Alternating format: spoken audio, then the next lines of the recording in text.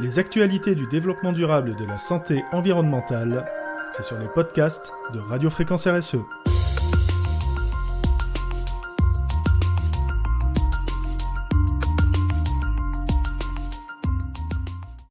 La pollution comme facteur aggravant de l'endométriose.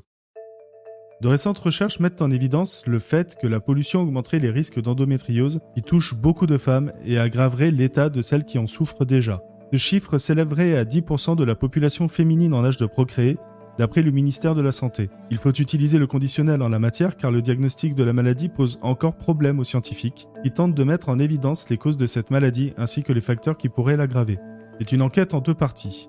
Il s'agit de celle publiée par Reporter en date du 22 juin dernier. Celle-ci vise essentiellement les effets de la pollution sur l'endométriose ou dans son aggravation ainsi que son rôle dans l'augmentation alarmante du nombre de cas recensés. Et il semblerait que Reporter soit prêt à donner un coup de pied dans la fourmilière quand il écrit « Dans les 34 pages de la stratégie nationale de lutte contre l'endométriose, lancée en février dernier par le ministre de la Santé, alors Olivier Véran, une seule mention est faite de facteurs environnementaux dans l'apparition de la pathologie.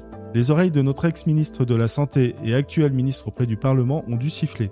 Surtout quand le rapport poursuit, certes les déterminants de l'endométriose ne sont pas bien compris, mais certains chercheurs ont trouvé des associations entre les polluants organiques persistants et la progression de l'endométriose. Les polluants organiques persistants ont été intensivement utilisés pendant les années 60 et 70, mais interdits ou strictement régulés en raison de leurs propriétés toxiques, d'après l'Institut national de la recherche agronomique, l'INRAE, dans un billet de janvier 2022. Du côté de l'INSERM, on est tout aussi catégorique quand l'un de ses cadres déclare à Reporter que les dernières études montrent un lien significatif entre la propagation des polychlorobiphényles, PCB, des dioxines et des pesticides et le développement de l'endométriose.